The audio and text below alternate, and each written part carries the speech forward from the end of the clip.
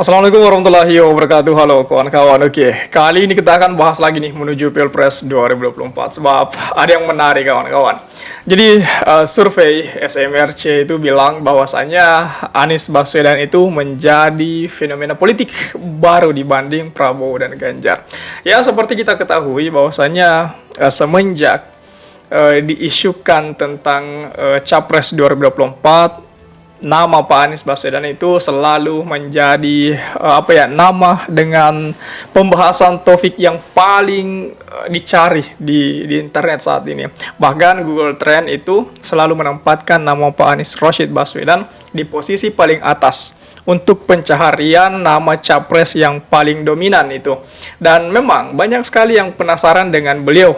Kenapa tidak? Karena beliau ini sangat menjadi namanya itu menjadi fenomena sebab beliau bukan dari kader partai manapun, kemudian backgroundnya adalah background pendidikan di mana beliau ini dulunya adalah guru atau dosen yang saat ini tengah gencar diisukan untuk menjadi presiden di 2024. Ya, inilah yang kemudian menjadi topik utama kita hari ini sebab bagaimanapun baru kali ini ada survei yang saya lihat, ya saya percaya sekitaran 60%, ya ini survei SMRC, dia bilang bahwasanya Pak Anies adalah fenomena baru di dalam sistem perpolitikan tanah air. Kenapa? Karena Pak Anies itu adalah bukan dari background dari partai politik manapun. Beda dengan Ganjar dan Pak Prabowo itu. Jadi Pak Anies ini seolah-olah menyampaikan bahwasanya sosok guru ini bisa atau juga mampu untuk bersaing menjadi orang nomor satu di Indonesia itu. Jadi bahkan tagline di sosial media itu, Facebook, emak-emak khususnya, ataupun para guru pada umumnya itu selalu mentagline-kan bahwasanya sudah saatnya lah Indonesia dipimpin oleh guru itu. Jadi ada tagline yang hashtag yang sedang viral-viralnya sekarang ini, dari guru untuk Indonesia itu. Dari guru jadi presiden, Pak Anies itu. Nah, ini yang menarik untuk kita bahas. Coba kita lihat lebih dalam, coba kita analisa lebih jauh lagi kawan-kawan.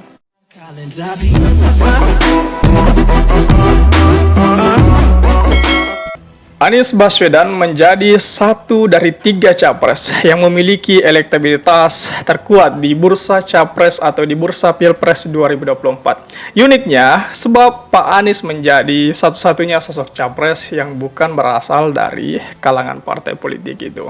Sehingga pendiri SMRC, Saiful Mujani, mengatakan Pak Anies tidak harus menjadi kader partai politik agar bisa menarik partai politik dan mencelongkannya. Artinya, Pak Anies ini memiliki nilai politik besar bagi pendukung dan bagi rakyat. Artinya Pak Anies ini semacam ada semacam spesial lah, ada sesuatu yang spesial dalam diri Pak Anies sehingga kemudian sekarang ini ada Nasdem, PKS, dan Demokrat yang terpincut atau yang jatuh cinta untuk mencapreskan Pak Anies. Artinya Pak Anies ini memiliki semacam daya magis untuk memikat sesuatu itu. Sehingga kemudian wajar jikalau masyarakat saat ini sangat penasaran dan mencari-cari siapa sosok Pak Anies Baswedan ini, mencari-cari rekam jejaknya, mencari-cari apa saja prestasinya itu. Anies ini adalah semacam fenomena politik baru itu, di mana dia memasuki area politik paling besar atau paling atas di negeri kita, mau menjadi presiden, padahal bukan elit partai, apalagi pimpinan partai, anggota partai pun tidak. Jadi inilah yang menariknya, inilah yang menjadi menariknya Pak Anies itu, karena bukan dari kalangan partai manapun, bukan dari kader partai apapun, tetapi Pak Anies mampu timbul, mampu terlihat sebagai figur yang layak untuk dicapreskan itu. Jadi wajar jika sejauh ini para lawan-lawannya Pak Anies itu merasa ketakutan karena semakin hari semakin terlihat saja kekuatan dan semakin terlihat saja keistimewaannya Pak Anies menuju Pilpres 2024. Itu yang saya pikir menjadi nilai plusnya Pak Anies saat ini. Nah, pada 2 sampai 3 tahun lalu, ia mengaku sudah menduga kalau Pak Anies akan masuk atau kompetitif dengan calon lain yang tidak asing di politik seperti Pak Prabowo, kemudian ada dari partai PDIP ada Pak Ganjar Pranowo itu. Nah, Pak Prabowo sudah 2 kali mencalonkan diri dalam Pilpres lewat Gerindra. Ganjar merupakan kader partai dan pernah aktif di legislatif dari PDIP. Hal itu yang membuat sosok Anies berbeda dibanding Pak Prabowo dan Ganjar. Ya kalau Ganjar dengan Pak Prabowo kan mereka ya wajar saja karena punya partai yang besar, partai yang disegani saat ini. Kemudian langkah-langkah politiknya itu sudah sudah sangat profesional dan sudah sangat tahu lah, artinya itu sudah sangat senior lah di wilayah pencapresan ini. Pak Prabowo itu sudah 2 kali nyapres, kemudian dari Pak Ganjar sudah jadi legislatif, sudah 2 kali menjadi gubernur itu. Jadi syarat akan pengalaman itu. Nah, berbeda memang dengan Pak Anies. Pak Anies adalah sosok yang dikenal sebagai guru, sebagai dosen, dari kalangan pendidik, kemudian dari lingkungannya itu berasal dari lingkungan pendidik. Nah, sekarang ini masuk sebagai capres itu. Ya meskipun kemarin sudah punya pengalaman untuk memimpin DKI Jakarta. Dengan pengalaman itulah saya pikir orang-orang sudah melihat, sudah melirik Pak Anies bahwasanya Pak Anies mampu dan bisa menjadi atau memberikan warna yang baguslah untuk Indonesia ke depan itu. Maka itu ia merasa masuk akal jika banyak yang memberi harapan kepada Pak Anies. Saiful Mujadi menerangkan setidaknya 2 tahun terakhir sebelum 2023, Pak Anies itu Desember 2022 sempat betul-betul seimbang dengan Pak Prabowo. Meskipun pada akhirnya ya seperti kita ketahui, kemarin Pak Musni Umar bilang sekarang survei-survei itu ya bisa dipesan, survei-survei itu bisnis dan sebagainya. Itu menarik juga kalau kita perdalam masalah itu. Ya, seperti di sini kita kembali lagi bahwasanya bahkan kalau dibaca angka mutlaknya di atas Pak Prabowo di Desember kemarin kan. Ya meskipun hari ini sudah turun Pak Anies di urutan ketiga. Tapi tunggu.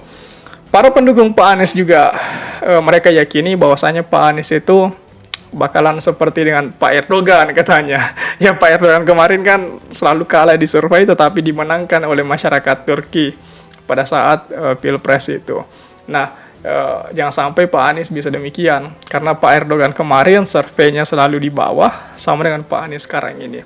Dan menyangkut masalah capres atau menyangkut masalah kompetisi dalam perebutan menjadi pemimpin, Pak Anies punya pengalaman yang cukup bagus itu, bisa comeback di menit-menit terakhir ketika kemudian bisa merebut posisi puncak di Pilgub DKI Jakarta 2017 silam itu.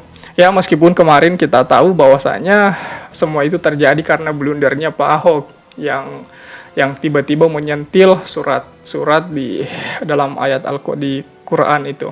Jadi itulah yang kemudian menjadi titik kemenangannya Pak Anies lewat situ, blundernya Pak Ahok pada saat itu. Nah, kita kembali lagi di sini di Pilpres. Jangan sampai di 2 tokoh ini Pak Prabowo dengan Pak Ganjar melakukan hal yang sama, blunder itulah yang kemudian menjadikan Pak Anies bisa memenangkan Pilpres di 2024. Ya jangan sampai itu terulang lagi. Kemarin kan Pak Ganjar sebenarnya sudah blunder itu ketika video podcastnya bersama Pak Deddy Corbuzier yang saat ini tengah viral-viralnya mengatakan dia suka nonton film dewasa. Saya pikir itu blunder besar. Kenapa? Memang tidak ada salahnya sebagai orang dewasa menonton film porno begitu kan. Tetapi untuk mengakui hal itu blunder diakui oleh public figure seperti Pak Ganjar itu kan. Ya seolah-olah Pak Ganjar mempromosikan bahwasanya menonton film demikian itu tidak jadi masalah. Itu kan buruk sekali itu blunder fatal itu. Saya pikir dengan diserangnya Pak Ganjar di wilayah itu ya selesai langsung KO saya pikir. Ya, bagaimana tanggapan kawan-kawan mengenai hal ini? Pak Anies menjadi fenomena baru dalam politik tanah air.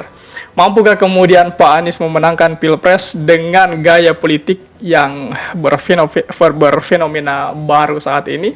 Ataukah seperti apa? Coba tulis tanggapan kalian di kolom komentar. Oke, share juga video ini supaya banyak yang tahu informasi ini dan juga bisa ikut nimbrung di kolom komentar. Oke kawan-kawan, jadi saya pikir itu saja dulu. Terima kasih telah tiba di sini. Jangan lupa subscribe agar tidak ketinggalan pada video selanjutnya. Sekali lagi terima kasih dan wassalamualaikum warahmatullahi wabarakatuh.